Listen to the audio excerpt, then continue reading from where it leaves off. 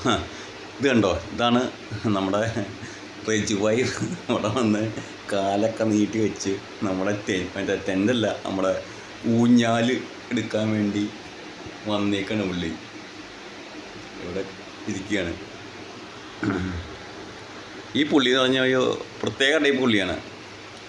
ഞാൻ മറ്റേ